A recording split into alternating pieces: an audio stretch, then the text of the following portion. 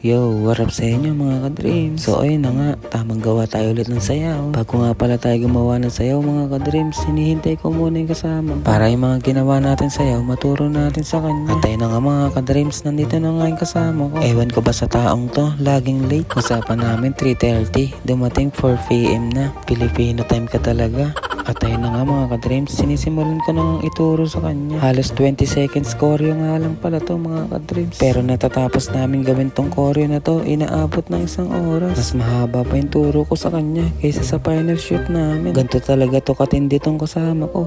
Pag tinuturuan, laging ang tagal. Ulyanin lagi sa step.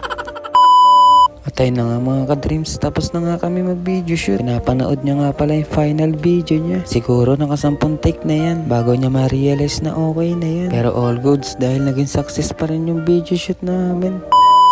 At ayun na nga, pagkatapos nga namin mag-video shoot, nagkayayaan nga pala kami kumain. Siyempre ganun talaga, pagod daw kasi siya, kaya gusto nga daw talaga niyang kumain. Lakas talaga na itong tropa ko, alam niyang nagda-diet ako. Niyaya pa rin akong kumain, pero wala tayong no choice, kaya kumain pa rin talaga tayo. Medyo gutom din naman talaga tayo, kaya babakbak na rin talaga tayong kumain. Ang sarap din ng pagkain nila dito, marami ka rin pagpipilian na putahe, pero mas mahilig talaga ako sa may mga sabaw. Kaya kahit anong dami ng putahe nila, basta makita ko lang may sabaw, yun na ordering ko. Mas ginaganahan kasi ako pag sabaw yung ulam ko, lalo na kung sinigang, kaya napadalawang kanin na naman ako dito.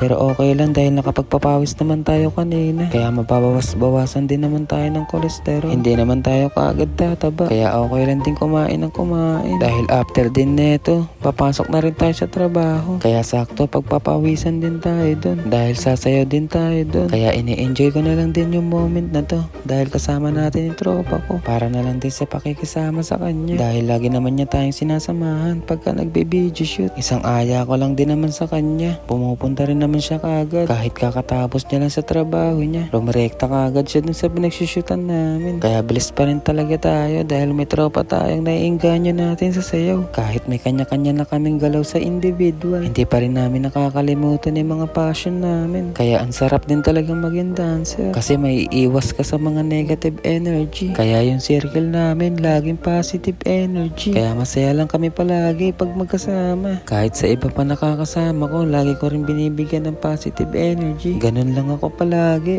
para good vibes lang. Masyado na pala akong maraming sinasabi. Usapan kanina, kumakain lang. Napunta na sa mga energy. O siya, hanggang dito na lang mga ka-dreams, para wala na akong masyadong maraming sinasabi. Kita-kits na lang tayo next vlog mga ka-dreams. So paano, hanggang dito na lang. Maraming salamat sa panonood. See you next vlog. Bye!